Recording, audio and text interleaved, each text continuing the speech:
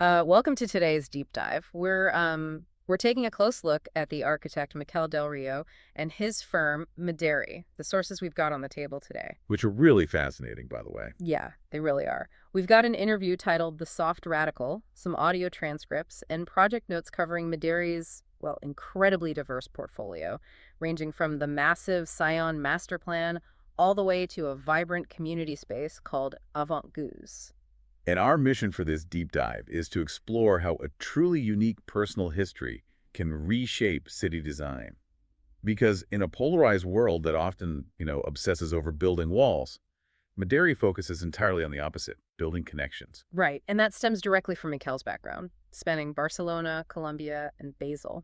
The sources actually frame this migrant identity as the defining trait of Mederi. Yeah, he calls migration the ultimate act of synthesis, which is a great way to put it, because he doesn't fit neatly into one specific cultural box. He's able to bridge different ways of thinking. He spots the urban gaps that the locals just tend to overlook. Exactly. And since he isn't bound to a traditional category, that perspective translates directly into his physical designs.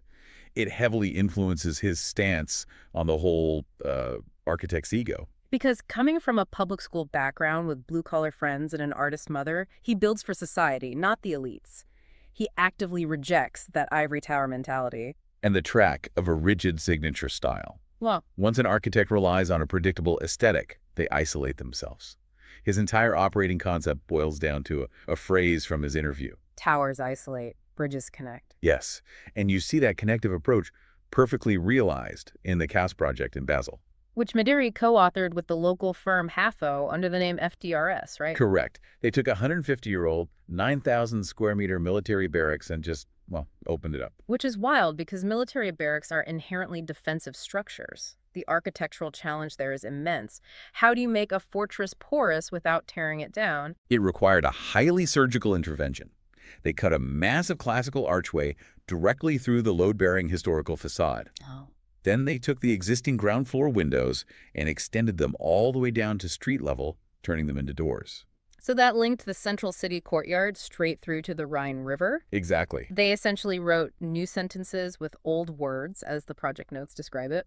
And we see that same drive for connection in smaller projects too, like Avant-Gouze, designing environments that actively invite people in rather than dictating exactly how the space must be used. Which ties right into Mikel's broader philosophy on time. He argues that buildings tell evolving stories. So instead of the architect being the author of a finished novel, Mikel sees himself as just providing the grammar and the vocabulary. Leaving the actual storytelling to the people who live there. That is the core of his approach to the environment. True sustainability isn't just about sourcing eco-friendly materials for a new build. Right, the ultimate sustainable architecture is an adaptable building, one that survives changing narratives without needing a wrecking ball. Exactly. And you see that adaptability play out on a massive scale with the Scion master plan. The parking structure. Yes, they designed a parking garage there, but with future conversion in mind. Because parking garages typically have sloped floors, they're famously hard to repurpose.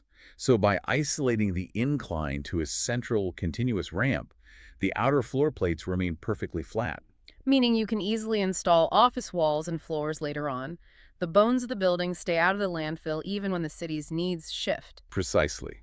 The structure adapts rather than expires.